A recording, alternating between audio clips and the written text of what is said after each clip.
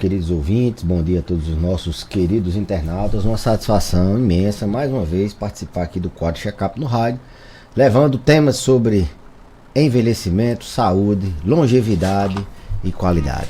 E você pode interagir conosco, 992053030, 992053030, manda pra cá a sua pergunta, o Dr. Belísio responde daqui a pouco, a partir de agora, na verdade. Uso de muitos medicamentos na idade idosa, na fase do idoso, para o idoso. Como é que a gente pode tratar desse tema, Dr. Belísio? É muito comum, né? Um tema bastante atual, a polifarmácia, né, que a gente chama, e isso vem cada vez mais tomando conta das mesas de debate, dos congressos, das publicações científicas. Haja vista que a população está envelhecendo, o maior número de idosos. Os idosos são as pessoas que têm uma incidência, uma prevalência maior das doenças crônico-degenerativas, das doenças crônicas não transmissíveis, que eu diria que a grande epidemia, a grande pandemia dos dias atuais são as doenças crônicas não transmissíveis. E, naturalmente, a ciência evolui, a medicina evolui, novos medicamentos, novas teorias, novos protocolos são propostos, novas orientações, guidelines, manuais de orientação são propostos, e aí isso, naturalmente, a humanidade vai passando por novos tratamentos, se inclui, muitas vezes, novos medicamentos. Isso eu estou falando do que nos últimos anos vem aumentando com evidências científicas, né? O tratamento de determinadas doenças requer agora mais um medicamento. Doenças que antes não tinham medicamento, agora requer medicamento, como por exemplo a obesidade, a insuficiência cardíaca, que vez por outra acrescenta mais um medicamento ao seu escopo de tratamento. Então, a evolução, a longevidade, as pessoas que tomam as pessoas que são mais propensas a tomar mais medicamentos porque sofrem de doenças crônicas são os idosos. Então é um tema bastante relevante, bastante atual, e que a gente tem que ter um certo cuidado. Primeiro porque existe esse lado natural de longevidade, as pessoas estão vivendo mais, a ciência está evoluindo, e aquilo que era antes considerado polifarmácia, o uso de mais de 5 medicamentos, hoje está cada vez mais difícil você manter um paciente dentro das orientações, das recomendações atuais, com esse número de medicamentos. Vou dar um exemplo. Antigamente não se tinha remédio para tratar estômago. O paciente tinha uma úlcera, se fazia uma cirurgia. Hoje a gente tem os inibidores de bomba, os famosos omeprazóis, esomeprazóis, medicamentos de fácil acesso. Então, são medicamentos que estão no nosso rol de tratamento. Antes a gente tinha o tratamento da insuficiência cardíaca com 2, 3 medicamentos. No máximo, hoje a gente tem um leque de tratamentos disponíveis muito grande. Antes a gente tinha poucas opções para tratar a própria diabetes. Hoje a evolução do tratamento faz com que a gente tenha tem um arsenal muito maior para poder tratar esse diabetes com segurança por muito tempo. E as recomendações estão cada vez mais severas, assim vamos dizer. Os níveis de colesterol, por exemplo, eles são mais agressivos. A gente tem que ter um colesterol cada vez menor, e para que a gente consiga manter isso, muitas vezes a gente lança mão de medicamentos. Então é muito difícil você pegar um idoso que não esteja tomando uma estatina, que não esteja tomando um medicamento para o estômago, que se ele for cardiopata, que ele não esteja tomando 3, 4 medicamentos. Então ter esse parâmetro de 5 medicamentos hoje é uma coisa. Há 30 anos atrás talvez fosse mais difícil. Então, considerar a polifarmácia sempre como um erro, como uma conduta que vai piorar o indivíduo, nos tempos de hoje já não é mais tão assim. Antigamente a gente considerava polifarmácia, o termo poli, muitos, farmácia, medicamentos. Tinha um termo chamado polifarmácia excessiva, que eram 10 medicamentos que o paciente tinha que tomar, assim, para poder estar enquadrado nesse termo. E isso a gente vem cada vez mais lidando com esse tipo de paciente. Porque o outro lado, Geraldo, também existe, né? Tem aquela questão do subtratamento. Tem aqueles pacientes que chegam para uma primeira consulta, por exemplo, e não estão tomando o medicamento da osteoporose, eles tendo osteoporose. Então, não estão tomando remédio para depressão, eles tendo depressão. Não estão tomando o medicamento para colocar ele dentro de uma meta de colesterol compatível com o risco cardiovascular dele. E aí vem a questão do subtratamento, e eles muitas vezes, numa primeira consulta, até aumentam o número de medicamentos, mas de forma segura, que existe a polifarmácia, que a gente considera iatrogênica, aquela polifarmácia deletéria, por erro, por má conduta, e existe a polifarmácia terapêutica, né? A polifarmácia iatrogênica, a não adequada, e a terapêutica, que é aquela que a gente precisa medicar o paciente com aqueles remédios, com aquele número de remédios, independente do número de remédios, embora passe de 5, para que ele tenha suas doenças crônicas controladas, para que ele tenha uma saúde em perfeito equilíbrio, que ele possa viver mais, viver com autonomia, viver com qualidade. Isso, logicamente,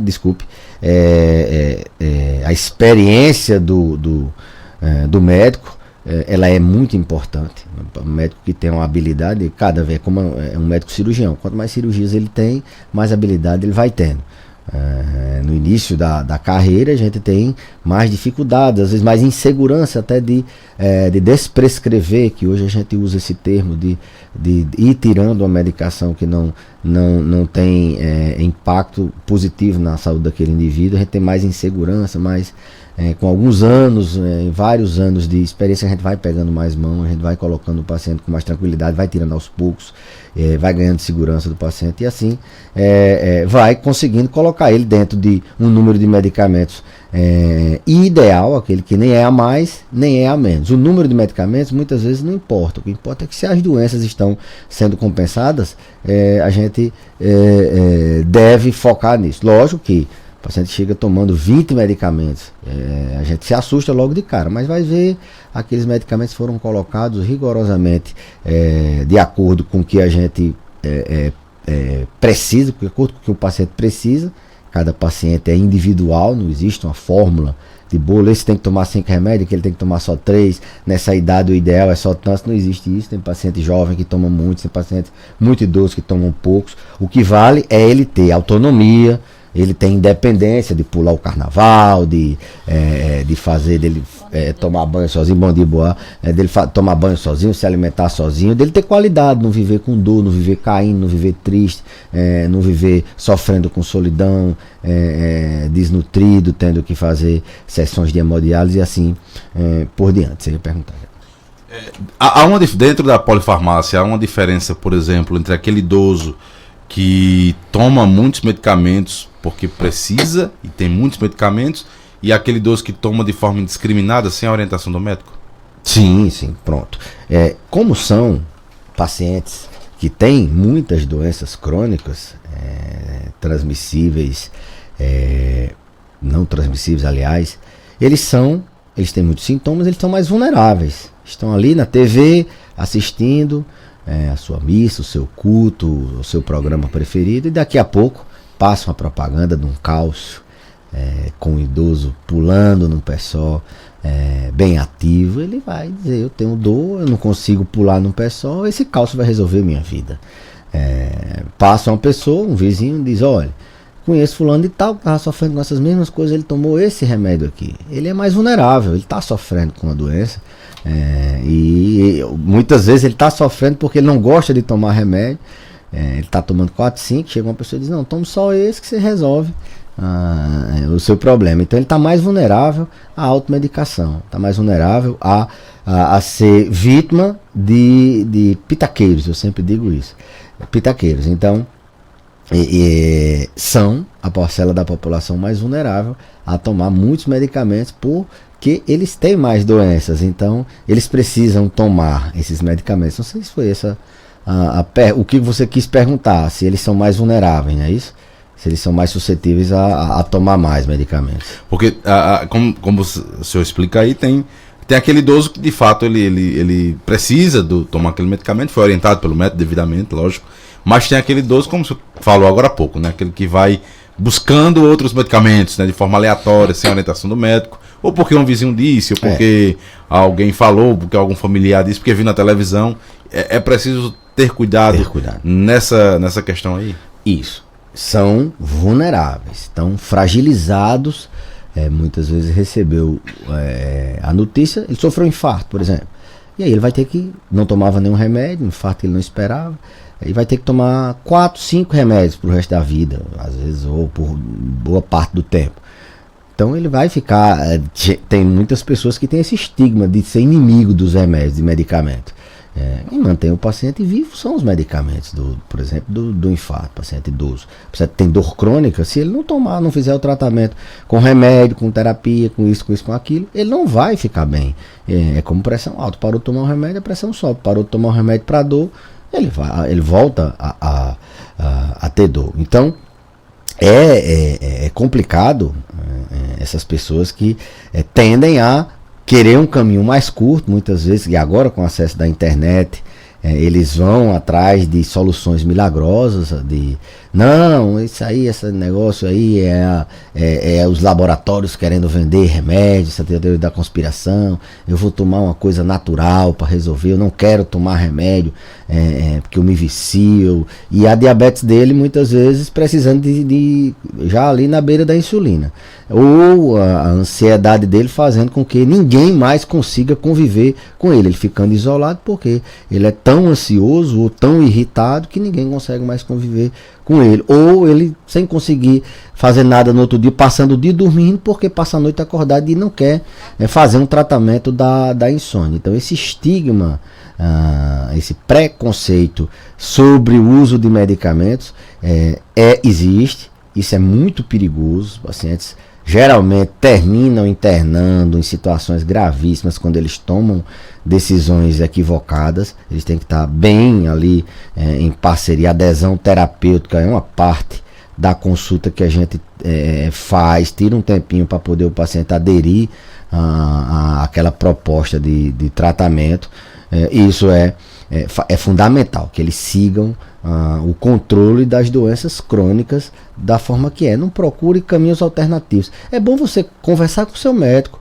Muitas vezes eles trazem os pacientes, olha, doutor, eu vi isso aqui sobre isso. Eu vou dar um exemplo, a cannabis, que estão utilizando muito para tratamento de diversas doenças, entre elas dor crônica, demência de Alzheimer. Tem pacientes que chega, já abandonou, já está tomando uma cannabis que viu, que alguém disse, e aí o paciente chega totalmente descompensado. E outros que vêm e a gente discute o risco, o benefício. Hoje a conduta médica ela não é mais assim de cima para baixo, não é o médico que impõe, a gente compartilha o que é que o paciente, o desejo do paciente, como é que ele pretende, como é que ele pensa em ser tratado, o que é que ele imagina do tratamento. Então existe muito essa questão deles quererem outro caminho, um caminho que eles assim meio que são enganados, mascarados de um caminho natural. Não, natural, é o natural. E o exemplo da cannabis, se a gente aumentar uma gotinha a mais ou a menos, o paciente dopa de passar 2, 3 dias. Tem efeitos adversos também, o natural, como eles dizem, né? Então tem que ter muito cuidado também nessa vulnerabilidade que eles têm de trocar o tratamento, ou na vulnerabilidade de chegar uma pessoa e dizer, não, tome mais isso que não faz mal, não é bom para isso. Não existe esse negócio, é bom pra... É recomendado ou não? Ele tomando esse remédio, ele vai ficar bom ou não? Ele tomando esse remédio, ele vai morrer menos ou não? Ele vai internar menos ou não? O que as evidências buscam é isso. São parâmetros que vão fazer diferença na vida individual. Então, tomar porque é bom para quê? Se ele não tomar, ele vai morrer mais. Se ele não tomar, ele vai internar mais.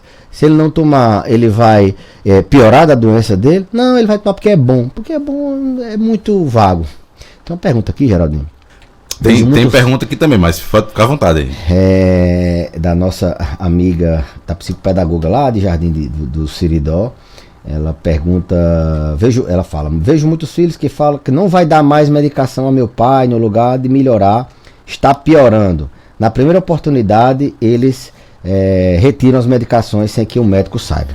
Essa sensação é verdadeira ou é falsa? De que o medicamento está piorando? Olha, existem vários perfis, vários personagens numa família. Eu postei um vídeo esses dias no meu story falando sobre isso. Tem aquele filho que é quem cuida, aquela filha que é quem cuida, quem tá ali toda hora, quem sente o drama de trocar a fralda, de perder uma noite de sono. Tem aquele filho que ele mora na mesma cidade, inventa qualquer coisa que não pode cuidar do pai, que não sei o que, mas ali ele tá por perto, não atrapalha. Mas tem aquele filho que não ajuda, que mora longe, paga consulta, e que ele aparece de vez em quando e ele quer mostrar determinada que está ajudando. Só porque eu paguei? Não, nem tanto por isso, mas ele quer, o sentimento de culpa dele é tão grande que ele quer, não, a forma que eu tenho de ajudar é chegar e desfazer tudo que está sendo construído às vezes há 10 anos. O paciente que tem uma demência, por exemplo, essa demência, com remédio ou não, ela piora.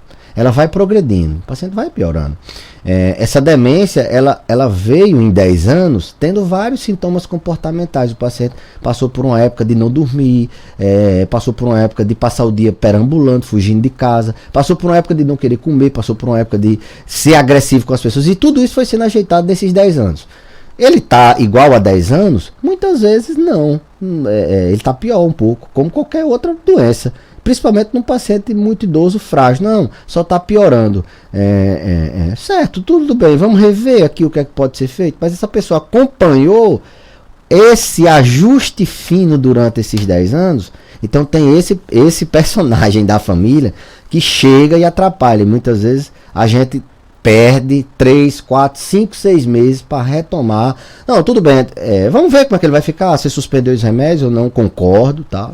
Vamos ver como é que ele vai ficar. E aí, às vezes, o paciente, o cuidador não, que já passou por todas as fases, não concorda com isso, que ele sabe muito bem que se parar o remédio, com 2, 3, 4 dias, o paciente vai estar muito mal. E aí a gente muitas vezes tem esse atraso. Tem esse personagem que não ajuda e só atrapalha. Chega, bota o cuidador para fora, chega, acha que aquela forma do cuidador dar banho é errada.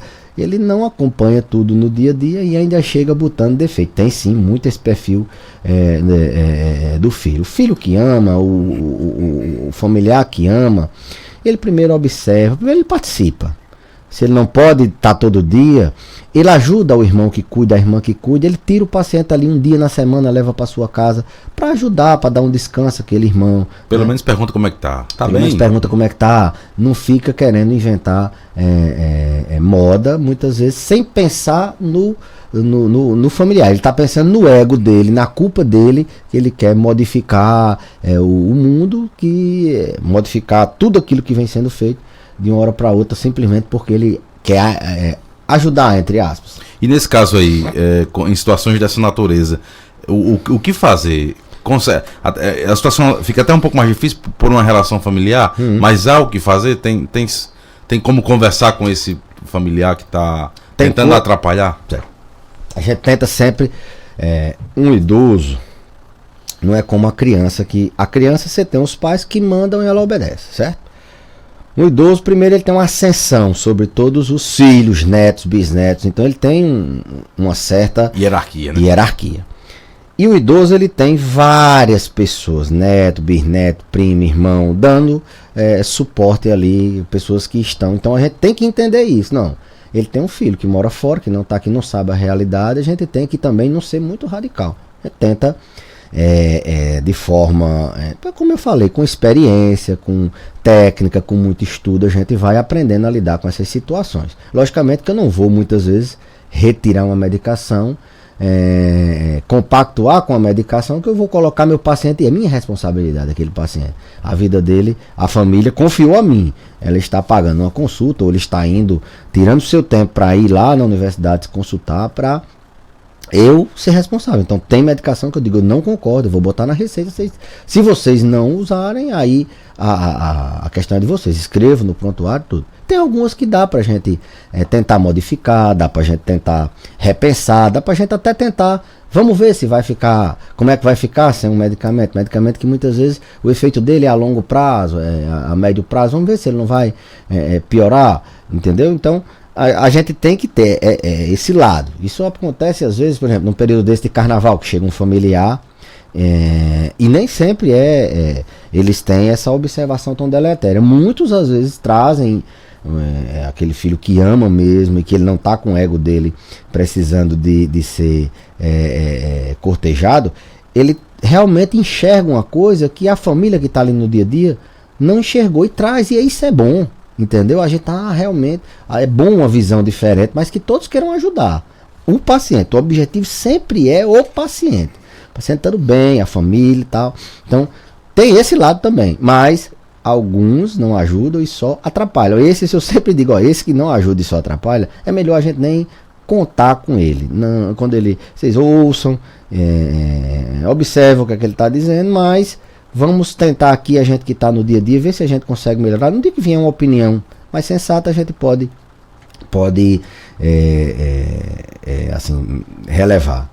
Muito bem, o tema hoje foi bem interessante. Tem, na verdade, tem opiniões aqui no nosso WhatsApp, 992053030, sobre o que o Dr. Belísio está falando.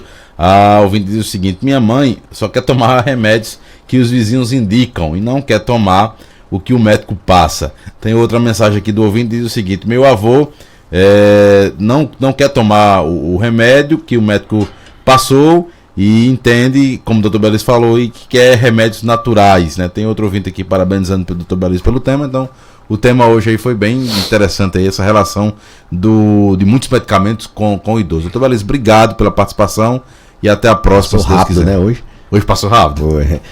Eu que agradeço, Geraldo, agradeço a todos os ouvintes, internautas. Quem quiser pode deixar dúvidas aí no nosso Instagram, pode mandar para o nosso telefone, a gente está sempre aberto ou a gente deixar para uma próxima oportunidade. Agradecer a participação aqui no Checkup no Rádio, lembrar a todos das nossas redes sociais, o Dr. Belísio, arroba Dr. Belísio Geriatra no Instagram, Dr. Belísio Geriatra Facebook, Dr. Belísio Geriatra YouTube, e o canal do Instagram 996878877 é o nosso canal do Instagram. Você pode mandar uma mensagem para esse número, pedir para participar das nossas listas de transmissão e seguir o nosso canal também no WhatsApp.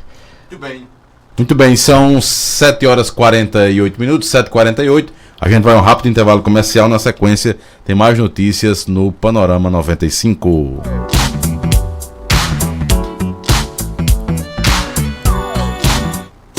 Estamos apresentando Panorama 95.